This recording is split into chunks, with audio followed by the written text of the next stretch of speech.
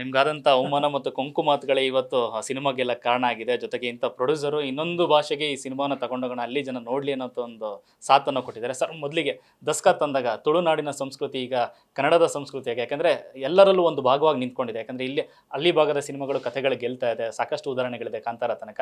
So ಅದೇ ಕಾರಣಕ್ಕೆ ಈ ಸಿನಿಮಾನ ಎತ್ಕೋಬೇಕು ಅಂತ ಅನಿಸ್ತಾ ಸರ್ ನಿಮಗೆ? 100% ಅನಿಸ್ತು. ನಾನು ಆಗಲೇ ಹೇಳಿದಾಗೆ ನಿಜವಾಗ್ಲೂ ಒಂದು ಹಳ್ಳಿಯಲ್ಲಿ ಈಗಿನ ವ್ಯವಸ್ಥೆ ಇದೆ ಅಲ್ವಾ, ಈ ವ್ಯವಸ್ಥೆಯಲ್ಲಿ ಯಾರ್ಯಾರು ಏನೇನು ಕೆಲಸ ಮಾಡಬೇಕು ಅಂತ ಒಂದು ಸಿಸ್ಟಮ್ ಇದೆ ನಮ್ಮ ಇದರಲ್ಲಿ.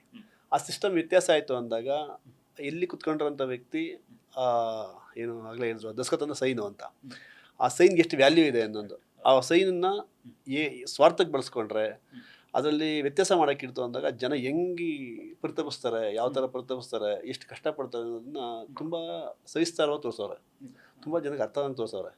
ಹಾಗಾಗಿ ನನಗೆ ತುಂಬ ಚೆನ್ನಾಗಿ ಕನೆಕ್ಟ್ ಆಯಿತು. ಇದು ನಿಜವಾಗ್ಲೂ ಜನಕ್ಕೆ ಈ ಅವೇರ್ ಬರಬೇಕು. ಅಧಿಕಾರಿಗಳು ಈ ಥರ ನಡ್ಕೊಂಡ್ರೆ ಏನಾಗ್ತದೆ ವ್ಯವಸ್ಥೆ ಅಂತ ಒಂದು ಸ್ವಲ್ಪ ಗೊತ್ತಾಗಬೇಕು. ಅದು ಕೇವಲ ತುಳುನಾಡಿಗೆ ಸೀಮಿತ ಆಗಬಾರ್ದು, ಅದು ನಮ್ಮ ಕನ್ನಡಕ್ಕೂ ಬರಬೇಕು. ನಮಗೆ ಈಗ ಕನ್ನಡ ಅಥವಾ ತುಳುನಾಡಿಗೆ ಏನು ವ್ಯತ್ಯಾಸ ಏನಿಲ್ಲ.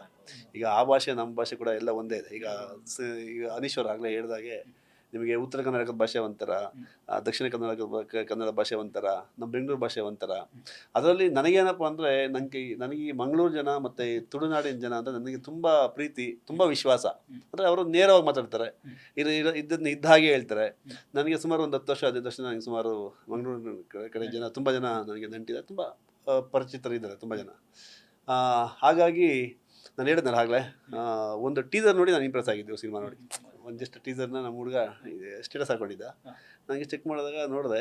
ನಾನು ಕೇಳಿದೆ ಹುಡುಗನ, ಈಗ ಯಾರೋ ಇಷ್ಟು ಚೆನ್ನಾಗಿ ಸಿನಿಮಾ ಮಾಡಿದ್ದಾರೆ ಸರ್, ನೋಡಬೇಕಲ್ಲ ಅಂತ. ಆಮೇಲೆ ಕರೆಸ್ದ ಒಂದು ನನಗೆ ಆ್ಯಕ್ಚುಲಿ ನಾನು ಆಗಲೇ ಹೇಳಿದಾಗೆ ನಾನು 2011-12 ಸಿನಿಮಾ ಮಾಡಬೇಕು ಅಂತ ಬೆಂಗಳೂರಿಗೆ ಬಂದವನು. ಬಂದು ಸಿನಿಮಾ ಮಾಡ್ಕೊಂಡು ಒಂದು ಸ್ವಲ್ಪ ಸಣ್ಣ ವ್ಯತ್ಯಾಸ ಆಯಿತು. ಸೇಮ್ ಅನೀಶ್ ಹೇಳಿದ್ರಲ್ಲ ಆ ಥರದ್ದು ನನಗೊಂದಿಷ್ಟು ಚೀಟ್ ಆಯಿತು. ಚೀಟಾದಾಗ ಬೇಡ, ಈ ಸಿನಿಮಾ ರಂಗ ನನಗೆ ಸರಿಯಲ್ಲ, ಬೇಡ ನನ್ನ ವ್ಯಾಪಾರ ಈಗ ಹೋಗೋಣ ಅಂದ್ಬಿಟ್ಟು ನಾನು ವಾಪಸ್ ಹೋದೆ. ಒಂದು ಸಾಧನೆ ಅಂತ ಒಂದು ಸಿನಿಮಾ ಮಾಡಿದರು, ಜಯರಾಮ್ ರೆಡ್ಡಿ ಅಂತ. ಅವರು ತುಂಬ ಒಂದಿಷ್ಟು ಸ್ಪೈನಲ್ ಕಾರ್ಡ್ ಆಪರೇಷನ್ ಎಲ್ಲ ಆಗಿತ್ತು. ನನಗೊಂದಿಷ್ಟು ಸಹಕಾರ ಮಾಡಿ ಅಂತ ಬಂದರು.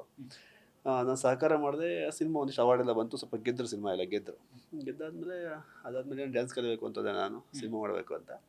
ಅಲ್ಲಿ ನಾನೇ ಡ್ಯಾನ್ಸ್ ಕ್ಲಾಸ್ ಮಾಡಿ ಡ್ಯಾನ್ಸ್ ಕ್ಲಾಸ್ನ ಅವ್ರಿಗೆ ಬಿಟ್ಬಿಟ್ಟು ಆಚೆ ಮಾಡಿಬೇಡಪ್ಪ, ನಿಮ್ಮ ಬದುಕು ಹೋಗಪ್ಪ ಅಂತ. ಸರಿ, ಅದಾದಮೇಲೆ ನಾನು ಒಂದಷ್ಟು ವಿಶ್ವಾಸ ಇರೋಂಥ ವ್ಯಕ್ತಿಗಳೆಲ್ಲ ಸಿಕ್ಕಿದ್ರೆ ಸಿನಿಮಾ ಮಾಡಬೇಕು ಅಂತ ಆಸೆ ಇತ್ತು. ಜೊತೆಲಿ ಶಂಕರ್ ಅಂತ, ನಿಮ್ಗೆ ಗೊತ್ತಿರೋ ಲಕ್ಕಿ ಶಂಕರ್ ಅಂತ, ಅವ್ರ ಜೊತೆ ಒಡನಾಟದಲ್ಲಿ ಇದ್ದೆ. ಈ ಮಧ್ಯೆ ನನಗೆ ಅನೀಶು ಮತ್ತು ಸ್ಮಿತೇಶ್ ಇವರು ಕನೆಕ್ಟ್ ಆಯಿತು. ನನಗೆ ಅವ್ರ ಮೇಲೆ ತುಂಬ ವಿಶ್ವಾಸ ಬಂತು, ಅಂದರೆ ಸಿನಿಮಾ ಜೊತೆ ಮಾಡಬೇಕು ಅಂತ. ನನ್ನ ತಲೆಗೆ ಒಂದು ಸಣ್ಣ ಸ್ಟೋರಿ ಇತ್ತು. ನಾನು ಸ್ವಲ್ಪ ಆಧ್ಯಾತ್ಮದ ವ್ಯಕ್ತಿ, ಒಂದಿಷ್ಟು ಆಧ್ಯಾತ್ಮದ ವ್ಯಕ್ತಿ. ಬೆಳಿಗ್ಗೆ ಎದ್ದರೆ 5 ಗಂಟೆ ಸ್ನಾನ ಮಾಡಿ ದೇವ್ರ ನಮಸ್ಕಾರ ಹಾಕಿ ಒಂದಿಷ್ಟು ಜಪ ಮಾಡಿ ಆ ಥರದ ವ್ಯಕ್ತಿ. ಸರಿ, ಒಂದು ಆಧ್ಯಾತ್ಮದ ಒಂದು ಕತೆ ನಂತರ ಒಂದು ಕತೆ ಇತ್ತು. ಹೇಳಿದೆ, ಅನೀಶ್ ಈ ಥರ ಸಿನಿಮಾ ಒಂದಿದೆ, ಒಂದು ಲೈನ್ ನಾನು ಹೇಳ್ತೀನಿ, ಇದು ನೀವು ಚೆನ್ನಾಗಿ ಎಸ್ಟಾಬ್ಲಿಷ್ ಮಾಡಿ ಸಿನಿಮಾ ಒಂದು ಮಾಡಿ ಅಂತೇಳಿ ಹೇಳಿದೆ.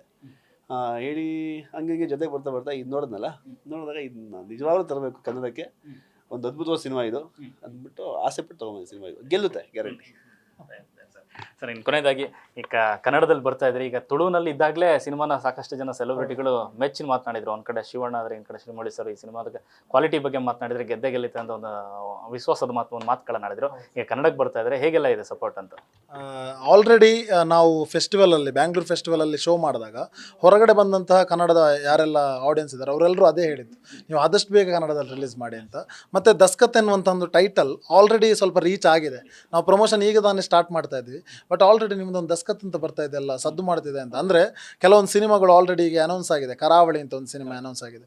ಅವರೆಲ್ಲರೂ ನಮ್ಮ ಕಡೆನೇ ಶೂಟ್ ಮಾಡ್ತಿರೋದ್ರಿಂದ ಅಲ್ಲಿ ಫುಲ್ ಆಲ್ರೆಡಿ ಪ್ರಮೋಟ್ ಆಗ್ತಾ ಇತ್ತು ದಸ್ಕತ್ ಅಂತ. ಅವರೆಲ್ಲರೂ ಅದೇ ಹೇಳ್ತಾ ಇದ್ರು, ದಸ್ಕತ್ ಅಂದರೆ ದಸ್ಕತ್ ಅಂತ. ಸೊ ಅದು ಇಲ್ಲಿಗೆ ಸ್ಪ್ರೆಡ್ ಆಗಿದೆ, ಅವರ ಮೂಲಕ ಕೂಡ ಸಪೋರ್ಟ್ ಸಿಕ್ಕಿದೆ. ಸೊ ನಮ್ಮ ಗೆಳೆಯರು, ಕಾಮಿಡಿ ಕಿಲಾಡಿಯ ಒಂದಷ್ಟು ಗೆಳೆಯರಿದ್ದಾರೆ. ಸೊ ಅವರು ಆಲ್ರೆಡಿ ಅವರು ಸಿನಿಮಾ ನೋಡಿದ್ದಾರೆ, ತುಳುವಲ್ಲೇ ನೋಡಿದ್ದಾರೆ. ನಯನ ಇರ್ಬೋದು, ಜಿ ಎಲ್ಲರೂ ನೋಡಿದ್ದಾರೆ. ಸೊ ಅವರು ಕೂಡ ಇಲ್ಲಿ ಆಲ್ರೆಡಿ ಪ್ರಚಾರ ಮಾಡಿದ್ದಾರೆ. ಮೇಯ್ನಾಗಿ ದಸ್ಕತ್ ಎನ್ನುವಂಥ ಒಂದು ಕಂಟೆಂಟ್ ಕನ್ನಡ ನಾಡಿನಾದ್ಯಂತ ದೊಡ್ಡ ಮಟ್ಟಕ್ಕೆ ಅದು ತಲುಪಬೇಕು ಅನ್ನೋದು ನಮ್ಮ ಕನಸು. ಪ್ರೊಡ್ಯೂಸರ್ ಸರ್ ಇರ್ಬೋದು, ನಂದಿರ್ಬೋದು, ನಮ್ಮ ಇಡೀ ತಂಡದಿರ್ಬೋದು. ನಮಗೊಂದು ಆಸೆ ಇದೆ, ಅಂದರೆ ಎಲ್ಲರೂ ನೋಡಬೇಕು ಈ ಕಂಟೆಂಟ್ನ ಅಂತ.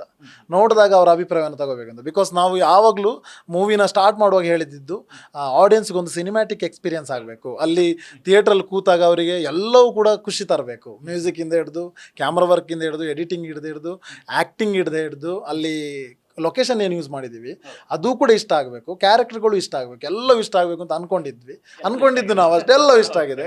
ಹೊರಗಡೆ ಬರುವಾಗ ಅದನ್ನು ಹೇಳ್ತಾರಲ್ಲ, ಆಗ ನಮಗೊಂದು ಖುಷಿ, ಎಲ್ಲರನ್ನು ಗುರುತಿಸ್ತಾರಲ್ಲ ಅಂತ. ಇಲ್ಲಾಂದ್ರೆ ಬೇಜಾರಾಗುತ್ತಲ್ಲ ಯಾರನ್ನೊಬ್ಬರನ್ನು ಬಿಟ್ರೆ ಅಂತ. ಸೊ ಎಲ್ಲರನ್ನು ಗುರುತಿಸ್ತಾ ಇದ್ರು. ಆಗ ನನಗನ್ಸಿದ್ದು ನಾವು ಗೆದ್ವಿ, ಇಲ್ಲಿ ದುಡ್ಡು ಬರುತ್ತೆ ನೆಕ್ಸ್ಟ್, ಬಟ್ ಅಲ್ಲೊಂದು ಗೆದ್ವಿ ಅಲ್ಲ ಆಡಿಯನ್ಸ್ ಮೂಲಕ ಅಂತ. ಸೊ ಆಲ್ರೆಡಿ ಅಲ್ಲಿ ಗೆದ್ದಿದ್ದೀವಿ, ಕಲೆಕ್ಷನ್ ಕೂಡ ಆಗಿದೆ, ಪ್ರೊಡ್ಯೂಸರ್ ಕೂಡ ಸೇಫ್ ಆಗಿದ್ದಾರೆ. ಸೊ ಈಗ ನಾವು ನನ್ನದೊಂದು ನಂಬಿಕೆ ಅಂದರೆ ಅವ್ರು ನಮ್ಮನ್ನು ನಂಬಿ ನಮ್ಮನ್ನು ಮುಂದೆ ತಂದಿದ್ದಾರೆ. ನಾವು ಅವರಿಗೆ ಕಂಟೆಂಟ್ ಅಂದರೆ ಕನ್ನಡದಲ್ಲಿ ದಸ್ಕತ್ ರಿಲೀಸ್ ಮಾಡೋಣ ಸರ್ ಅಂತ ಅವ್ರನ್ನ ಒಪ್ಪಿಸಿದ್ದೀವಿ. ಸೊ ನಾವು ಅವ್ರನ್ನ ನಂಬಿದ್ದೀವಿ, ಅವ್ರು ನಮ್ಮನ್ನು ನಂಬಿದ್ದಾರೆ. ಸೊ ನಾವೆಲ್ಲರೂ ಸೇರಿ ಈಗ ಜನರನ್ನು ನಂಬಿದ್ದೀವಿ, ಅವ್ರು ನಮ್ಮನ್ನು ಗೆಲ್ಲಿಸ್ತಾರಂತ. ಸೊ ಗೆಲ್ತೀವಿ ಅನ್ನೋಂಥ ದೊಡ್ಡ ಕಾನ್ಫಿಡೆನ್ಸ್ ಇದೆ. ರಿಲೀಸ್ ಡೇಟ್ ಯಾವಾಗ?